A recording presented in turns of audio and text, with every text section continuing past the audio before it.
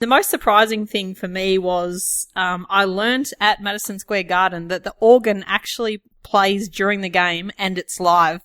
Many of you might find this quite hilarious, but I actually thought for all these years that the organ would be putting the players off their game, and I thought that they added that into the content just for TV. So that was the biggest surprise for me on the day. Hilariously cute, but I did love it. Then you are in Australia right now. You're talking NBA basketball. You're talking great teams. You're talking great individual players. Takes it off, and there's number 23, and of course Johnny goes nuts. So we're all getting goosebumps thinking about it now. I just tried to go out there and play my game. I have no idea what you're talking about, Adam. I don't like anybody. I'm not a people person. Strand, you make the pass, yes. Christian, can you catch the ball? Yes. All the stars were aligned and all the muscles fired at the right time, and I was able to get off the ground and throw one down. I was saving that as a surprise for you. And now, introducing your host for In All Airness, Adam Ryan.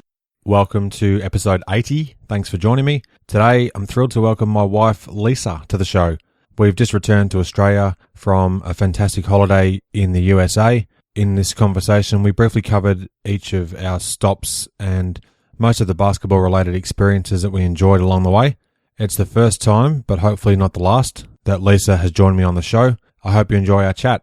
Towards the end of the episode, I'll share another great podcast review. You can add yours by visiting inallairness.com/review. Show notes for this episode, including links to numerous topics covered, are at inallairness.com/80. Now, on to the show. My guest today is my lovely wife, Lisa. Hello, Lisa. How are you today? I'm well, thanks, Ed. How are you? I'm very good, thank you. It's a thrill to get you on the podcast. It's only taken 100 plus episodes, but we got there. And today we're going to quickly reminisce on our fantastic trip to the USA, which we just arrived home from yesterday. Without any further ado, I'll just hand it over to you. Okay, so we've just come back, as Ad said, from a fantastic trip to America. This trip was based around Ad's love of the NBA and his podcast and the opportunity to meet guests over there. And I was more than happy to go over to see the sights of America at the same time. So we have had an amazing experience. And so probably first up, I just want to ask Ad, how did it feel to finally go over to America and put a face to a name with so many podcast guests and friends you formed over the years while doing your podcast? It was great. It was just fantastic to be able to meet numerous people in person and then just establish a relationship even further than just via Skype or Facebook Messenger or whatever it may have been. So there were some great experiences that we had throughout the trip, right up there with the absolute best of what we actually did whilst we were overseas. The trip really couldn't have gone any better. It exceeded our expectations on every level. Meeting up with a lot of the guests was such an enjoyable experience for me as well, particularly because it wasn't all talk just about the NBA or just about basketball. We met some fantastic people over there and enjoyed several great meals with them, which we'll talk a little bit more about later, but it was definitely a highlight of our trip to America was meeting so many people. Prior to actually going to the NBA store, definitely worth mentioning as well, speaking of former podcast guests and great friends of the show, let's be honest, Peter Vesey had a fantastic opportunity to sit down with Peter for the best part of 3 hours, and a couple of his mates, Ray and Bill, had dinner with those guys, just talked old school hoops and reminisced about yesteryear, so right up my alley. So that actually only took place in the first few days that we were there. What an experience that was. The only thing I actually bought, surprisingly, for my whole time there, even though we stayed 7 nights in New York City, was a Chicago Bulls ugly sweater, which of course I had to rock on Christmas Day, even though the Bulls weren't playing, at Madison Square Garden, the world's most famous arena, as the Philadelphia 76ers took on the New York Knicks, which was a fantastic experience in itself. You were like a kid in a candy store in the NBA store to begin with. I think at one point you asked me to go off shopping and come back in an hour just so that you could look at all the merchandise. But the sweater was really classy, actually, and you got some great comments on the day. What a fantastic arena it is. I hadn't been there since 1994, and coincidentally, I saw the Philadelphia 76ers take on the Knicks back then as well. That was Sean Bradley's rookie season. Patrick Ewing, of course, playing for the Knicks. So it was a big thrill to be back there and just to be part of the atmosphere. We had some fantastic seats. A huge thanks to my mum and dad who, in large part, made our visit to Madison Square Garden happen. The ticket prices, they know how to charge like wounded bulls, let's be honest. That aside, it was a fantastic game day experience. You weren't feeling 100%, it must be said, on the day, Lise. You really struggled. It was your flu game, as I like to say. And this was your very first NBA game in person too. It was, after hearing the sounds of many an NBA game playing in the background at our house for, probably over 19 years. Lucky you. I finally made it to a proper NBA match. And the most surprising thing for me was I learned at Madison Square Garden that the organ actually plays during the game and it's live. Many of you might find this quite hilarious, but I actually thought for all these years that the organ would be putting the players off their game, and I thought that they added that into the content just for TV. So that was the biggest surprise for me on the day. Hilariously cute, but I did love it. Before we get to anything more about the game itself, I must make mention that at halftime of this game, I was very fortunate to head down into I think it was section 113, in the concourse anyhow, and met the legendary Bernard King, albeit briefly. Bought a copy of his book called Game Face, A Lifetime of Hard-Earned Lessons on and Off the Basketball Court. Bernard wrote this along with Jerome Preisler. Hopefully I've gone close to pronouncing your name correctly, Jerome. Apologies if I haven't. I'm 3/4 of the way through the book as we speak. It's a great eye-opening look at the career of Bernard King, one of my all-time favourite players. And in the show notes of this episode, I'll include a few videos and some photos from the brief interaction that we had. It was just fantastic to be in his presence, and that was awesome to meet Bernard. The book's put out by Da Capo Press. It would be fantastic if at a future date I was fortunate enough to have the great Bernard King join me on the podcast, so here's hoping. So back to the game itself, Lise. I left you sitting in Madison Square Garden whilst I disappeared for my Bernard King meeting. So what did you make of the atmosphere of the game and the game day experience in itself? Yeah, it was pretty amazing in the arena. Everything from the music that they played to the entertainment, whether it be at quarter time or half time or even just their timeouts, was amazing. Celebrity Row was something that I enjoyed. You don't get to spot too many well-known actors or actresses here in our small town of Coffs Harbour. So, Russell Crowe's probably the only celebrity that we'd have. Oh, and Jack Thompson, actually. Probably the two biggest celebs that we know of, at least, that do frequent Coffs Harbour area. Yeah, people do roll through the Coffs area on the way down the coast, but we don't tend to get to see too many. So it was kind of cool to see them pop up on the screen, particularly some of the actors in some of the shows that we watch, even Blue Bloods. And even the T-shirt toss just to get the crowd pumped.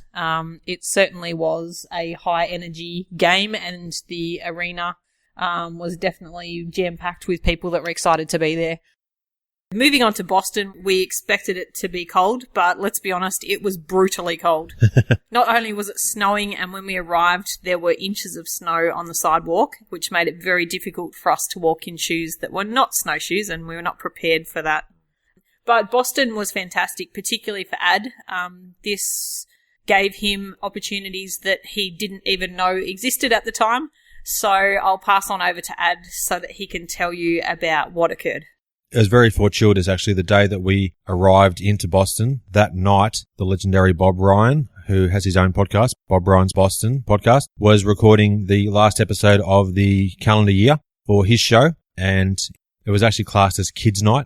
In the lead up to that, I just sent a tweet asking if I could perhaps briefly say hello and introduce myself to Bob before the recording of the show. So my message to him went something on the lines of, can a kid be a 42-year-old from Australia? So that's how it started. When we arrived in Boston, I then checked my messages. He'd replied back and said, sure, kids can be any age, come on down.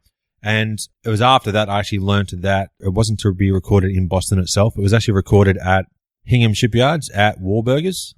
So I caught an Uber out to Hingham and was hoping just to say hello to Bob and shake his hand and wish him all the best and just sit back and watch the recording. To my surprise and delight, Bob was very happy to meet me and then suggested I put on a headset and join him on his podcast. So it was an incredible turn of events, and instead of just watching it happen, I actually took part in the episode itself. So a huge thanks to Bob for having me on the show, and also his partner in crime, another Bob Snyder, and also met another couple of guys, Brian McKenzie and Mitch. So a great group of guys there that looked after the podcast. I'll include a link to that episode in the show notes to this episode. A huge thanks to Bob. And then he even went completely out of his way and drove me back to the hotel afterward, even though he lived about 1 or 2 miles from where the recording took place. So an incredibly generous thing to do there from Bob. Always remember that. Thanks so much. And then next we were able to meet another guest that you had on your podcast and head out for a lunch with him. So if you want to talk more about the next guest, Tad. Yep, had a great chance to catch up with Mike Carey as well, who was a Boston Celtics beat writer back in the 1980s, and he also was the ultimate guest on our NB86 series. Episode 15 of that series, we discussed his career following the Celtics, and also he is the author of a few books as well, and he very kindly gave me a copy of his newest book, which is called Bad News, The Turbulent Life of Marvin Barnes, Pro Basketball's original Renegade. So I'm really excited to get into that one. And he also gave me a great book that I can't wait to get into as well, called High Above Courtside, The Lost Memoirs of Johnny Most. And Mike wrote that along with contributions from Johnny's son, Jamie. So really excited to get into that one as well. But yeah, it was great to catch up with Mike. He lives about an hour out of Boston City itself and came in on a brutally cold day, picked us up. We went out to a nice pizza place for lunch, so that was fantastic, and got to just talk about some old school hoops again. Another thrill there to meet up with Mike. And then off we went to Philadelphia, which, again, we were very much looking forward to our trip there and very much looking forward to our next meetup with one of the most downloaded episodes of Ads Podcast. Yep, true. My conversation with Peter Capolino, who is the founder of Mitchell & Ness, and his links to the company go back right to the early 1900s when his father originally became involved with the business. It was awesome just to catch up with Peter and his wife, Fran. We met up with them multiple times and also had lunch with Peter on one of the other days as well whilst we were in Philadelphia. So it was just a fantastic experience. Met some other great people at that said lunch, including Stephen and his wife, Laurie, his brother, Kevin, Maria, and their friend, Shari. Stephen and Laurie are from South Carolina, and Kevin, Maria, and Shari are from New Jersey, if I have my facts correct. That was topped off by heading over to Peter and Fran's house for an amazing dinner on our last night in Philadelphia. Yeah, and look, Peter, if you're listening, one of the highlights of our trip were meeting both you and Fran. We had such an incredible time spending time with you, and it was so lovely for you to welcome us into your home, and special thanks to Fran for cooking us the most amazing home-cooked meal. The conversations and the laughs that we had at your place, we will remember for years to come. It was just an incredible experience, and we thoroughly enjoyed our time with you. I even got some lovely gifts from Peter, which included some Mitchell & Ness gear. He gave me 2 hats, which are just awesome. They have the Mitchell & Ness scripting on them. One is a purple and teal hat, which are 2 of my favourite colours. And the other one is a light pink hat. And he also gave me a Mitchell & Ness t-shirt as well. So he was so thoughtful for him to think of me and to give me those, along with some amazing NBA-related merchandise and Mitchell & Ness merchandise that Adam received from him as well. Ad, do you want to make mention of some of the amazing gifts that you got from Peter? I echo exactly what Lisa said. Peter, if you are listening, thank you so much for being so accommodating and generous to Lisa and myself. Of course, that extends to Fran as well. The first night we met Peter, he actually gave me a whole bevy of great stuff. Just a couple of things I'll mention. 3 fantastic Philadelphia hats, so couldn't be in Philadelphia without actually getting some 76ers merchandise. And, of course, Mitchell & Ness flagship store is also in Philadelphia. And another highlight of the trip was actually touring the Mitchell & Ness flagship store with its founder, Peter Capolino. What a highlight that was. But yeah, Peter gave me 3 fantastic Sixers hats. They're by a company he's involved with called Pro Standard. I think it's teamprostandard.com, and it's at Pro Standard is the social media address to look for on most of the social networks. So yeah, there were 3 fantastic Sixers hats. Got a great Mitchell & Ness long sleeve top, and amongst other things, the absolute highlight on top of everything else was after we had our dinner on our last night in Philadelphia, Peter headed downstairs into his basement and rummaged around and brought back an incredible 1956-57 Bill Russell Boston Celtics warm-up jacket. Absolutely amazing. I'll include links to it in the show notes so you can see a photo. Just describing it doesn't do it justice. You have to see it to believe it. It has a big number 6 stitched on the back. It's just epic. It looks exactly as what Bill Russell wore back in the 1956-57 season. So a huge, huge thanks, Peter, for that amazing gift. So next up, we headed to LA, where we hired a car, and Ad was the one that had to tackle driving not only on the opposite side of the car with the steering, but also the opposite side of the road as well. He did remarkably well. We did get beeped by several motorists over in LA, but he did a great job of navigating around, and we were able to meet up face to face with friends that he's been communicating with for years online, and I'll let Ad tell you a bit more about that. It's a wonder we actually didn't get divorced. We had the divorce papers drawn up after that first car ride from LAX to our hotel, but we didn't quite sign. So far so good. Now, I want to make mention of a great listener of the show, George Sands, who very kindly drove over to our hotel in Los Angeles, and I had a great chance to chat with George. He met up with Lisa and myself for the best part of an hour. He gave me a great magazine called Tough Stuff from June 1995 with a number 45 clad Michael Jordan on the front cover. He also gave me some signed basketball cards because George is a huge collector of old school basketball cards, amongst other things as well from other sports. He gave me a great signed Jack Sikma West All-Star card from 1983 from the Star set, and a Star 84 card of the great Quentin Daly from the Chicago Bulls. So thank you so much for that, George. It was great to meet you. And later on that same day, we caught up with, as you mentioned, Lise, Adam Beechin and Jeff Peart, who are both former guests on the show and also great friends that I've made through my time producing the podcast. So it was awesome to catch up with them in person. We went into, I think it was Culver City, had lunch in there, and it was just great to meet up with those guys. Jeff very kindly gave me a coffee cup. He has his own podcast called The Jeff Peart Show, sponsored by Deadstock Coffee, along with Ian from Deadstock. Thanks very much to those guys for helping organise that coffee cup to give to me. Really appreciate it. I made it back in one piece. Had a cup of coffee this morning, actually, out of that cup. Thank you very much. And also Jeff gave me a great T-shirt, which is a reproduction of the 1988 Slam Dunk Contest photo of Jordan taking off from the free throw line.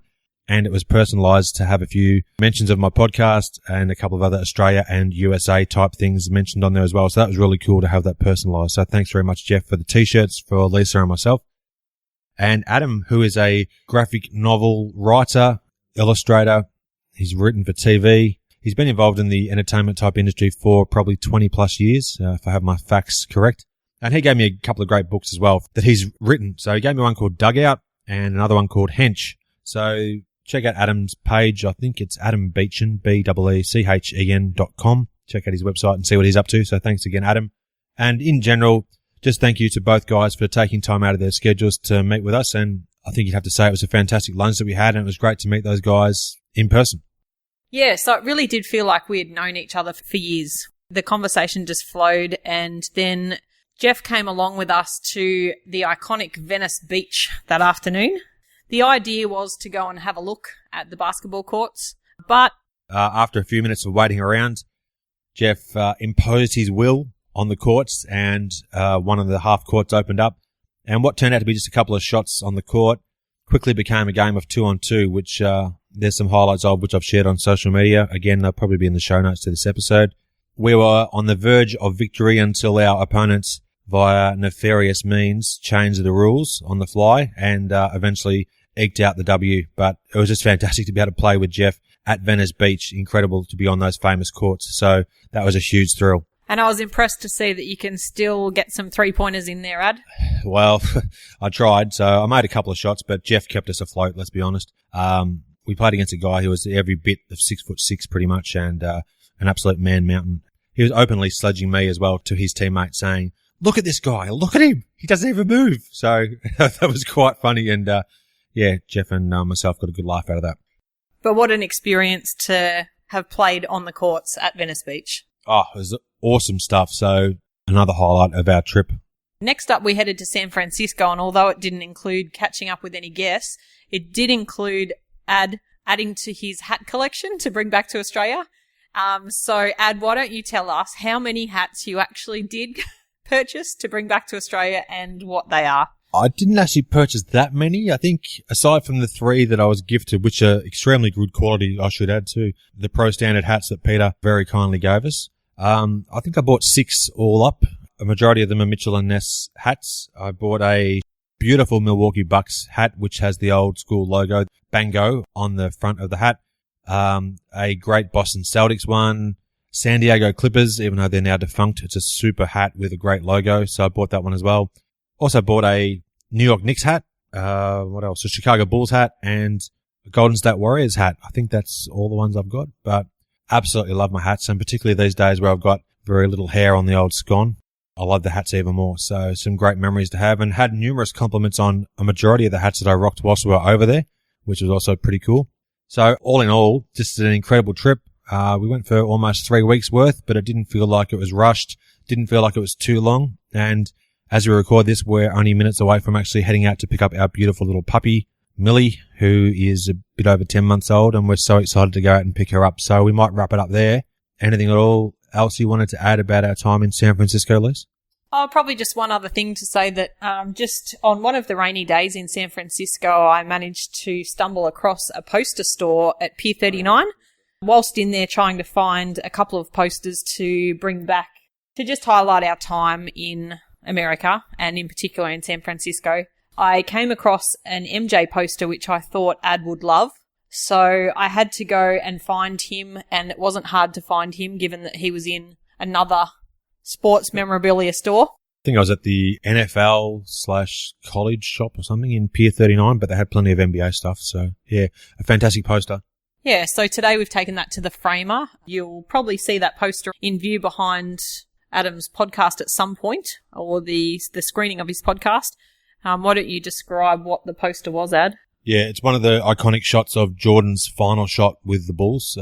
It's taken from the opposite end baseline, looking towards the play down the other end of the court, and you can just watch the majority of Utah fans in absolute shock and awe as Jordan's launching his final shot, as the ball is on its way to the hoop for that perfect swish. It's an iconic shot. It's just great to look in the faces of these fans and the absolute heartbreak that's only milliseconds away from happening. Thanks, Lise, for actually joining me on the podcast. Better late than never. Oh, no worries. I think it was my first invite in 100 episodes, but happy to be here. I took a trip to America to get invited. I've asked you on numerous times and you've declined. Oh, let's be honest, my NBA stats are not that good, so I can't really contribute much to the show anyway. No, it's been great having you on. As a listener of the show, I hope you've enjoyed a quick recount of our trip. Stay tuned for plenty more great guest episodes coming up. Thanks for listening. I welcome your interaction with the show. You can suggest topics or guests you want to hear conversations with. Leave a voicemail. Simply visit inallairness.com/voice. Click start recording, leave a message and press stop. You can even listen back before submitting. Press send and you're done. Now it's time to share another great review from a fan of the show. This time thanks to Simba Baby. And I'd be lying if I said that was his real name, assuming it's a him. Terrible jokes aside. On the Australian iTunes store, and the review is titled A Must for Any NBA Fan. And it reads, I found this gem of a podcast some time ago and feel so very glad that I did. Adam's passion for this era of NBA basketball and his vigilant attention to detail make every episode a joy to listen to. As the years have gone by, his list of guests now reads like a who's who of basketball greatness. In All Airness is a superb podcast with a unique flair of its own. 10 out of 10. Thank you very much, Simba Baby. Very, very kind of you to say so. I really, really appreciate that. Worldwide, the show currently has 72 reviews, 69 of which are on iTunes and 3 on Stitcher. I still have a couple more reviews to share in future episodes as well. Thanks for your continued support. If you add a review, I'd love to read it out on a future episode. Your ratings and reviews are one of the best ways to support the podcast. If you enjoy the show, please do tell your basketball-loving friends about it. Word-of-mouth recommendations are definitely worth their weight in gold.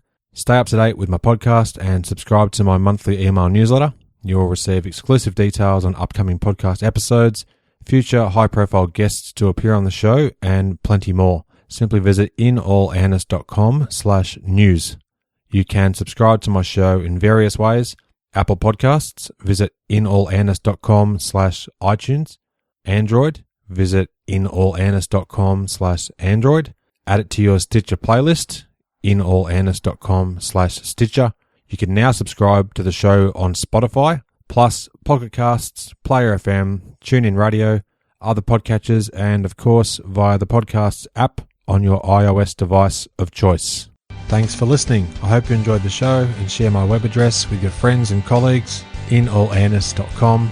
Check out the podcast archive for plenty more episodes with high-profile guests. Follow me on Twitter at inallairness. Please add your like to the show's social hub, facebook.com/inallairness. Join me next time for another edition of the show.